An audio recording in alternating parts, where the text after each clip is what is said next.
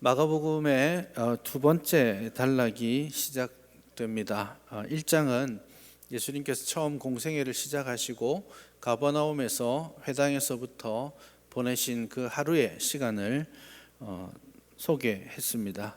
그렇지만 그 하루는 너무너무 강력한 어떤 느낌들을 주었기 때문에 사람들이 예수님을 계속해서 따라다니고 찾았습니다. 그래서 심지어는 그 소식들 때문에 예수님께서 드러내고 다니실 수 없는 지경에까지 이르렀습니다. 그래서 45절에 보면 잠시 가버나움을 떠나 계셨다가 그리고 약간의 시간이 지난 이후에 다시 가버나움으로 돌아오시는 장면이 오늘 본문의 이야기입니다.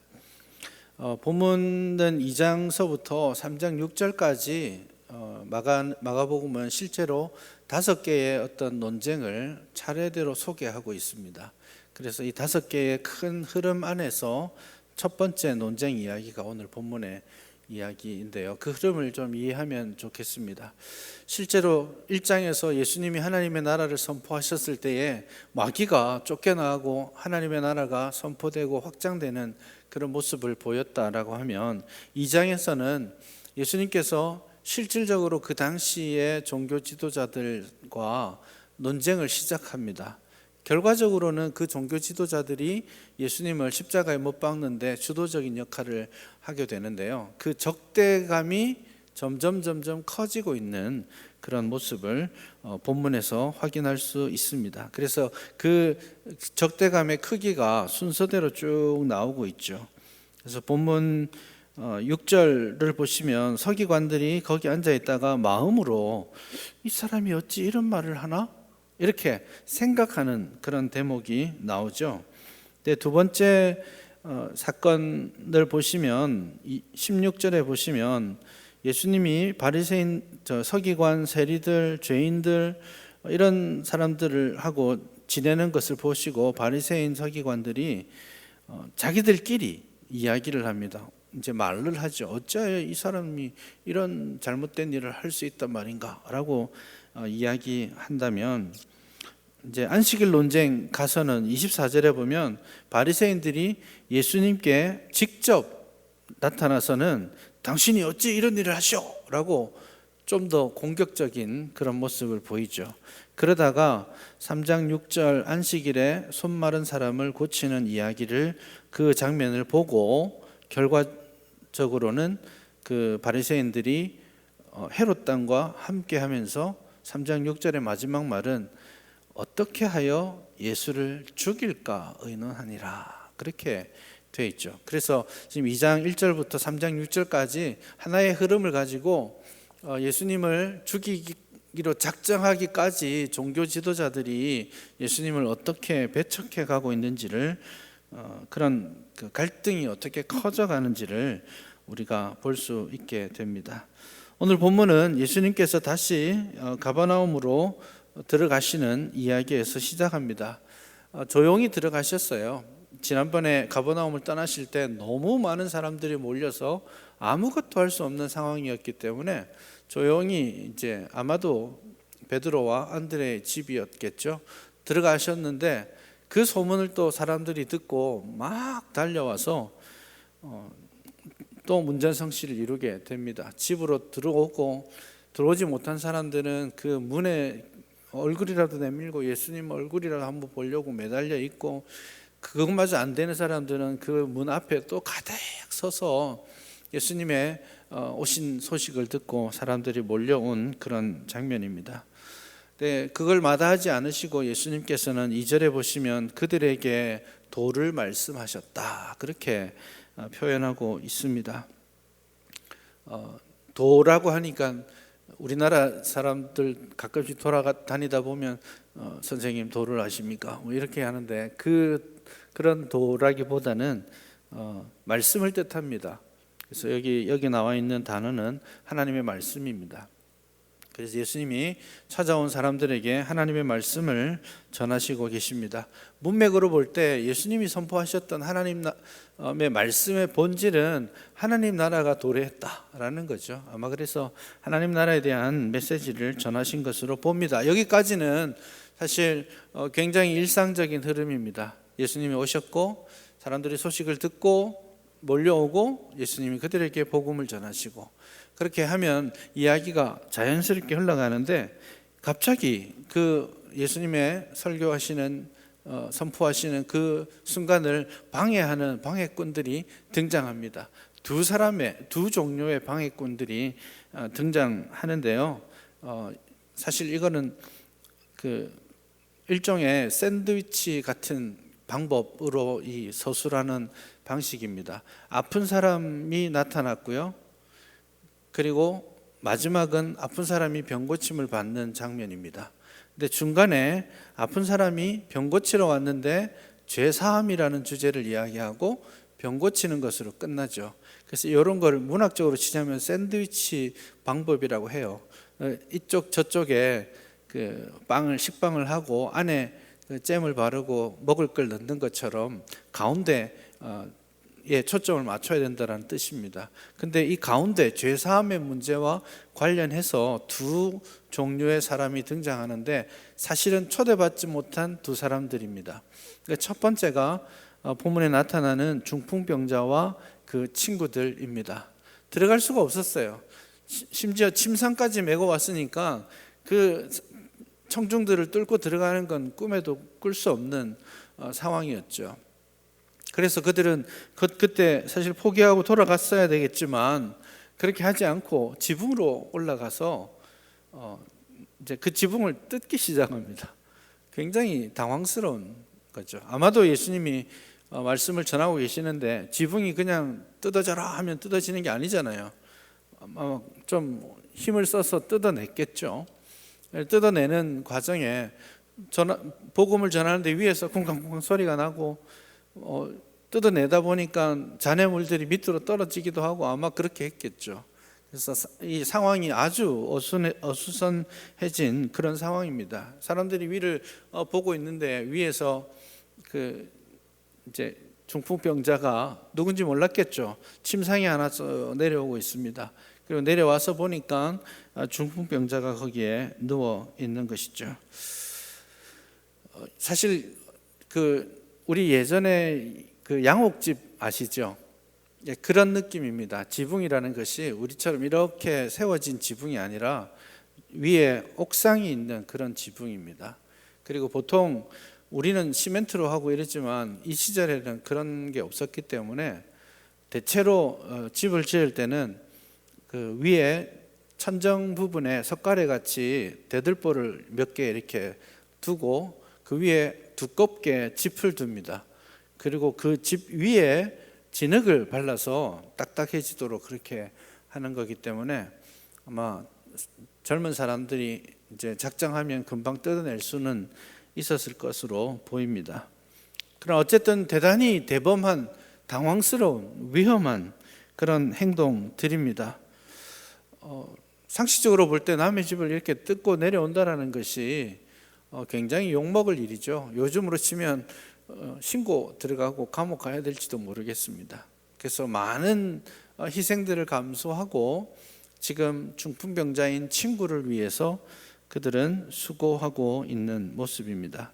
포기해야 될 자리에서 포기하지 않고 또 위험을 무릅쓰고, 아마 중풍병자도 대단히 중요한 결단을 했을 것입니다. 여러분, 누워 있는데 침상을 내 귀퉁이를 붙잡고 지붕에서 내릴 때 누가 제일 겁났겠습니까? 그 누워 있는 중풍병자가 얼마나 겁이 났겠습니까? 혹시라도 누군가가 한번 균형이 무너지면 떨어져서 위험한 순간을 맞을 수도 있었겠죠. 그래서 이 종합적으로 예수님이 그들의 믿음을 보시고라고 5절에서 말했는데, 종합적으로 볼 때 여기서 그들의 믿음은 바로 중풍병자와 그 친구들 모두의 믿음이라고 볼 수 있겠습니다. 어쨌든 포기해야 될 순간에 또 나중에라도 자기들 물질과 시간과 노력을 들여서 그 지붕 다시 덮어줘야 될 거 아닙니까? 그 모든 것들을 다 고려해서라도 이 사람들은, 이 친구, 중풍병자인 이 사람이 예수님을 만나고 예수님 앞에 가면 이 질병을, 이 절망적인 질병을 고칠 수 있을 거라는 믿음을 가지고 이 일을 했습니다. 포기하지 않는 이 친구들의 믿음은 참 귀합니다. 어떤 의미에서 우리에게 참 중요한 교훈을 주기도 합니다. 굳이 자기 일도 아니잖아요. 시도했는데 안 됐으니까 이쯤 하자라고 할 수도 있는 일이지 않습니까? 자기 시간과 물질을 털어서 어쩌면 그 집주인에게 엄청난 혼이 나면서 이 일을 감당해야 되기 때문에 어쩌면 이것저것 계산해 보면 못했을 수도 있겠습니다. 그렇지만 이 중풍병자의 친구들은 이 친구를 위해서, 고통하고 있는 이웃을 위해서, 자기 친구를 위해서 희생을 감수하고 노력을 더하고 있는 그런 모습을 봅니다. 어쩌면 이 친구의 이런 마음 자세가 오늘 이 어려운 시대를 살아가는 우리들에게 중요한 교훈을 준다고 생각합니다. 참 코로나 질병이 우리에게 다 근처까지 와 있는 그런 상황인데요. 사실은 이런 질병이라는 것이 사람들은 이렇게 말하죠. 공평하게 다 모두에게 공평하다고 말하죠. 그래서 대통령도 걸리기도 하고 이름 없는 촌부도 걸리고 하는데 사실 질병도 공평하지 않습니다. 이런 질병에 노출되기 쉬운 사람들은 사실은 이 사회에 더 연약한 고리에서부터 이 질병들이 더 많이 퍼져나가는 것이 현실입니다. 치료도 마찬가지고요. 그런 의미에서 오늘같이 이 어려운 시간에 이 친구들이 가졌던 긍휼의 마음과 믿음, 질병당하고 고통당하고 있는 절망 가운데 있는 친구와 이웃을 위해 수고를 마다하지 않는 이 자세가 오늘 우리에게 필요한 자세가 아닌가 그런 생각이 듭니다.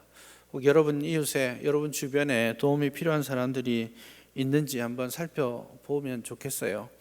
다 어렵죠. 내 코가 석잔데 나도 지금 힘든데 알고 있습니다. 다 그렇습니다. 그러나 정말 이 친구들의 희생과 노력을 통해서 하나님의 영광이 드러났던 것처럼 또 고통받던 친구, 이웃에게 새 생명이 주어졌던 것처럼 어쩌면 우리의 조금 더 희생과 노력하는 모습을 통해서 하나님께서 더 큰 영광을 받으시리라 생각합니다.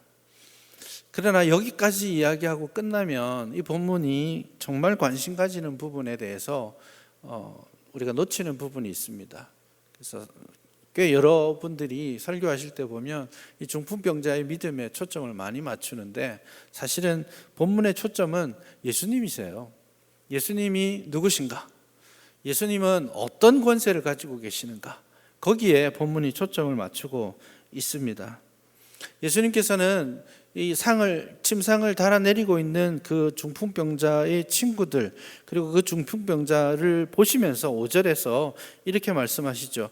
예수께서 그들의 믿음을 보시고 중풍병자에게 이르시되 작은 자야 내 죄 사함을 받았느니라 하십니다. 여기서 작은 자라는 말은 조금 낮춰 부르는 그런 표현이 아니라 좀 애정이 담겨 있는 표현입니다. 원래 헬라어 단어로는 아들아 이렇게 부르는 겁니다. 아들아 내 죄 사함을 받았느니라. 이렇게 아주 친근하게 예수님께서 그에게 말씀하시는 겁니다. 사실 지붕을 뚫고 내려오는 것도 굉장히 놀라운 일이었잖아요. 충격적인 장면일 수 있습니다. 모두가 주목했겠죠. 그러나 사실 더 충격적인 장면은 그 다음에 나옵니다. 예수님께서 하신 말씀이죠. 아들아, 소자야, 작은 자야, 네가 죄 사함을 받았다. 굉장히 충격적인 말씀입니다. 사람들은 별로 기대하지 않았을 말이죠. 이 환자가 듣고 싶은 말이 뭐예요? 이겁니까? 이 환자는, 그리고 이 중풍병자를 데리고 왔던 친구들은 모든 위기를 극복하고 듣고 싶었던 한 가지 사실이 있었습니다. 마치 베드로의 장모의 열병으로 누워있는 장모의 손을 잡고 일으키셨던 것처럼 예수님께서 이 아무것도 할 수 없는 절망적 상황에 있는 이 중풍병자의 손을 잡고 일으켜 주시기를, 내 병에서 고침을 받아라, 나아라 선포해 주시기를 간절히 원했어요. 그거 외에 뭘 듣고 싶었겠습니까? 그런데 예수님께서는 뜬금없이 내 죄 사함을 받았다. 제가 생각할 때는 이 중풍병자가 친구들이 굉장히 실망스러웠을 것 같습니다. 그런데 이 이야기는 이 중풍병자에게 주어진 본질을 잘 보여줍니다. 사람들이 주님께 나올 때에 많은 다른 관심들이 있습니다. 그것들이 참 중요하고 절박한 문제예요. 고통 가운데 있는 사람들이, 질병 가운데 있는 사람들이 하나님 앞에 기도하고 할 때 하나님 이 질병을 좀 다스려 주십시오라고 기도합니다. 되면 말고 안 되면 말고 이게 아니에요. 간절하지 않겠습니까? 직장을 붙잡고 있는 사람, 이 어려운 때에 간당간당할 때에 그들의 기도가 어찌 간절하지 않겠습니까? 그런 필요들을 가지고 하나님 앞에 나와서 기도하고 있는데 하나님은 너의 죄 사함이 필요하다라고 먼저 말씀하시는 거죠. 사실 이게 본질입니다. 복음의 본질인 것이죠. 근데 이 말은 또 다른 한 초대받지 못한 사람들을 만나게 합니다. 조용히 있었어요. 그러나 6절에 보니까 그 자리에 어떤 서기관들이 앉아 있다라고 우리에게 알려줍니다. 누가복음 5장을 보면 이 서기관들, 바리새인들도 있었습니다. 바리새인들, 서기관들이 예루살렘에서부터 파견을 받아왔습니다. 예수님의 소문이 쫙 퍼지고 기적도 행하고 말씀도 전하고 권세 있는 말씀을 전한다라는 소식이 예루살렘까지 이미 퍼져 있어요. 그래서 그 당시에 종교 지도자들이 어떤 사람인가 조사해봐 하고 사람을 보내서 몰래 거기에 숨어 있었던 것입니다. 그렇게 거기에 앉아 있다가 마음으로 이 사람이 도대체 어떤 사람이길래 이런 말을 하는가라는 생각을 합니다. 서기관들의 말을 보면서 저는 굉장히 놀랍고 또 한편으로는 소름 끼치는 그런 생각이 좀 들었습니다. 지금 이 서기관들이 하나님의 말씀의 전문가들이었어요. 하나님의 말씀을 다 머릿속에 외우고 있을 정도였습니다. 그리고 그 말씀에 대한 해석도 아주 잘 합니다. 예수님이 이렇게 말씀하셨잖아요. 너 죄 사함을 받았다라고 말했을 때에 사람들은 실망했을지 모르겠지만 서기관들은 충격에 휩싸였습니다. 아니, 죄를 사하는 권세는 오직 살아계신 하나님 한 분밖에 없는데 도대체 이 자가 뭐라고 이런 말을 감히 할 수 있단 말인가? 이런 생각을 마음에 합니다. 정말 성경적으로도 죄를 사하는 것은 이제 하나님의 일입니다. 물론 대제사장이 죄를 속죄하고 죄 사함을 선포하기도 합니다. 그건 종교적인 제의로서 해왔던 일입니다. 그러나 대제사장이 자신의 권세로 죄를 사하는 것이 아니지 않습니까? 하나님께서 예비해 두신 제사 의식을 통해서 죄 사함의 길로 나아가고 그것을 하나님을 대리해서 대리 선포를 해주는 겁니다. 그마저도 제사장도 이 일을 할 수 있는 것은 성전에 가서 제물을 드리고 의식을 행할 때에 그때에서야 죄 사함을 이야기할 수 있습니다. 그런데 예수님은 지금 성전에 계신 것도 아니고 하나님도 아닌 그런 사람으로 보이는데 감히 죄 사함을 받았다라고 선포하니까 이것은 자신을 하나님이라고 말하는 것과 똑같다라고 서기관은 명확하게 이해했습니다. 그리고 이것이 잘못되었을 때의 형벌이 무엇인지 신성모독이라고 말하고 있죠. 그래서 이것이 사형에 해당되는 중대한 죄라는 것을 서기관들은 생각하고 있습니다. 이쯤에서 서기관들은 사실 그가 하나님이신가? 라는 질문을 해야 되는데 그의 그 박식함으로도 예수님을 볼 수 있는 눈이 없었던 것입니다. 그런 의미에서 이건 우리에게 굉장한 위로의 말씀이 된다고 생각합니다. 우리가 예수님을 만나는 것이 하나님의 나라의 백성이 되는 것이 공부 잘해서 가는 게 아니에요. 돈 많이 벌어서 가는 게 아니에요. 성경 시험을 쳐서 90점 이상 돼야 천국 간다, 하나님 나라 간다 이러면 곤란하겠죠. 이렇게 박식한 성경학자도 예수님을 바라볼 수 있는 눈이 없다면 하나님 나라에 합당하지 않습니다.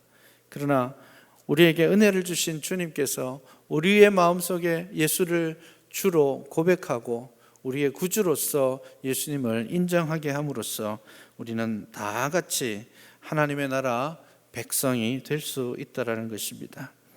그런 맥락에서 굉장한 말씀의 위로가 되는 것 같습니다. 서기관들이 마음에 이런 생각을 하고 있을 때 예수님께서 서기관들의 마음을 읽으시고, 이것도 여러분 서기관들이 깜짝 놀라야 될 부분 아니겠어요? 어찌 저 사람이 내가 마음에 품은 생각까지 폭로하고 이야기하는가? 저분은 누구신가? 라는 질문을 해야 하는데 그 질문을 하지 않습니다. 그러나 본문은 이 장면을 통해서 우리와 독자들에게 저분은 누구신가? 라는 질문을 계속하게 만들고 있는 것이죠.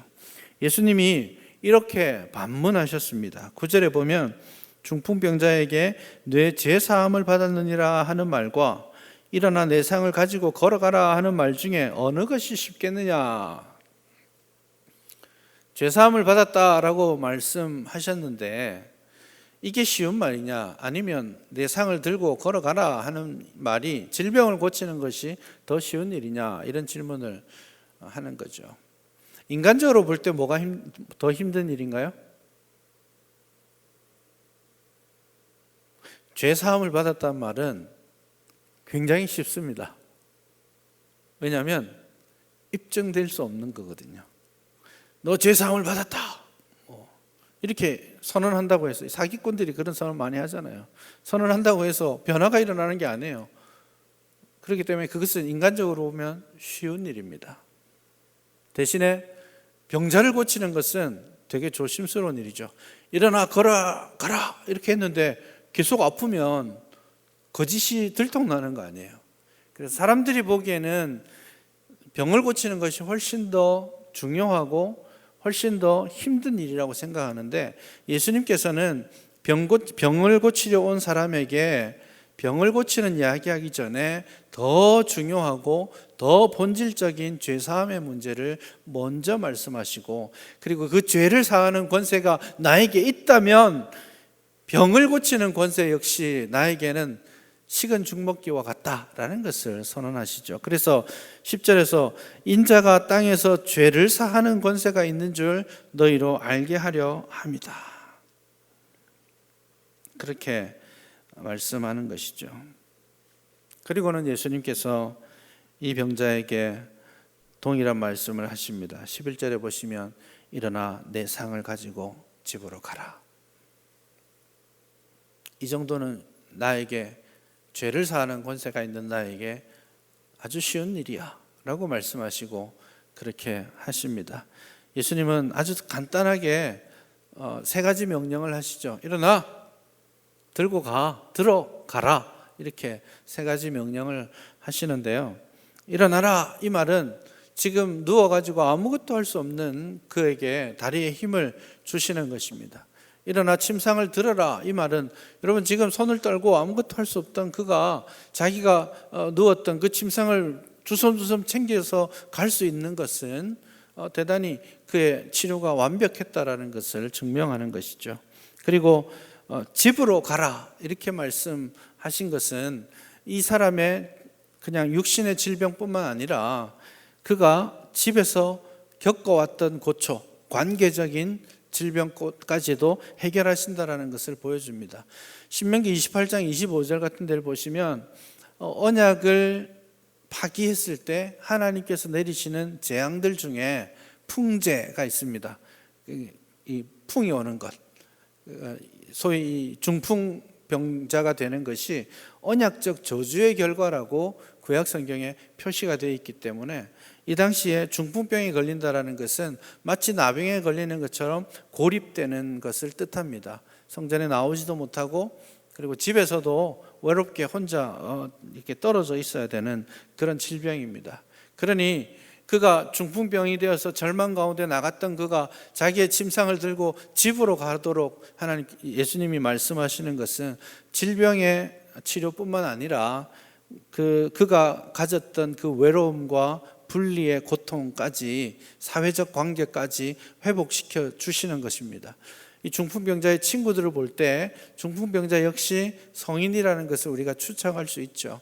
성인으로서 혹은 가장으로서 그 집안을 꾸려나가야 될 그가 그 집안의 근심덩어리로 있었던 것이죠. 그래서 그것을 지금 회복시키도록 하시는 겁니다. 여기까지가 다가 아니에요. 이게 중요합니다. 내 질병을 해결하고 내 사회적인 관계와 기능이 회복되는 것으로 끝나는 것이 아니라 정말 필요한 치료가 있다라는 거예요.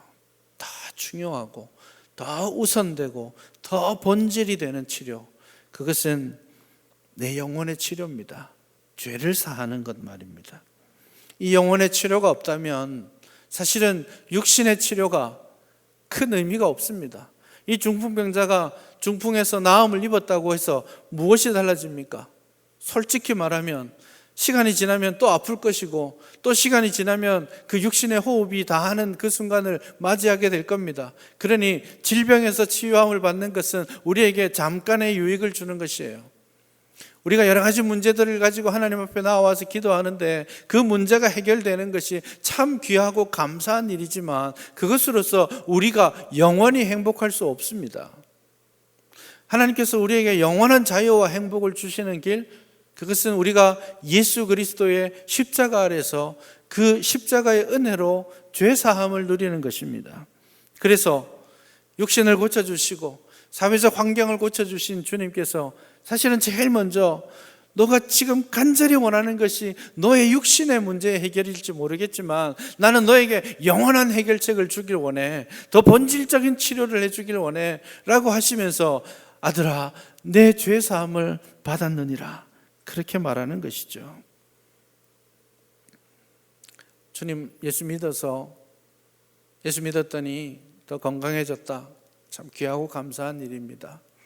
예수 믿었더니 사업이 잘 되더라. 참 귀하고 감사한 일이에요. 예수 믿고 기도했더니 성적이 잘 나와서 좋은 대학 갔다. 감사합니다. 그러나 그것이 예수 믿는 일의 본질이 아닙니다. 예수 믿고 예수 그리스도 안에 있는 참된 구원을 경험하는 것, 죄사함의 은혜를 경험하는 것, 그것이 복음의 본질입니다. 오늘 이 시대는 간절히 코로나 백신이 빨리 접종되고 치료제가 나오기를 간절히 원하고 있습니다. 언젠가는 고쳐지겠죠. 멀지 않은 장래라고 기대는 하고 있습니다. 그러나 육신의 백신을 기다리고 치료제를 사모하는 것 이상으로 우리가 사모하고 경험해야 될 것은 우리 영혼의 치료제를 만나는 것입니다. 예수 그리스도 안에 있는 죄사함의 은혜와 그 죄사함으로 말미암아 우리에게 주어지는 구속, 영생의 기쁨이 우리에게 회복되어야 합니다. 비록 우리 앞에 있는 여러 가지 문제들, 질병과 어려움 때문에 그것이 해결되기를 간절히 소망하고 있지만 더 근원적인 치료가 우리에게 필요하다는 것을 우리가 인정해야 합니다. 예수 안에 있는 진정한 생명을 누릴 수 있기를 바랍니다. 여러분 죄사함 받으셨습니까? 예수님을 만나셨고 그분 안에 있는 죄 용서의, 죄로부터의 자유함을 누리고 그것으로 말미암는 기쁨을 누리고 계십니까? 여러분 이것이 본질입니다. 이것이 가장 근본적인 죄악된 인류에게, 우리에게 주어져야 될 가장 근본적인 그리고 가장 우선된 치료입니다. 주님 만나시길 바랍니다. 주님 안에 있는 죄사함의 용서의 은혜를 누리시기를 바랍니다. 비록 우리의 삶이 어렵다 할지라도 이 생과 우리의 영생을 주관하시는 그 주님으로 말미암아서 참된 자유와 기쁨을 누릴 수 있기 간절히 바랍니다. 이것을 누리기 위해 주님께 꼭 붙어 있기 위해서, 십자가 그늘 아래 매달려 있기 위해서 주님 앞에 더 헌신하고 더 주님을 가까이 하는 저희 모두가 될 수 있기를 주님의 이름으로 축복합니다.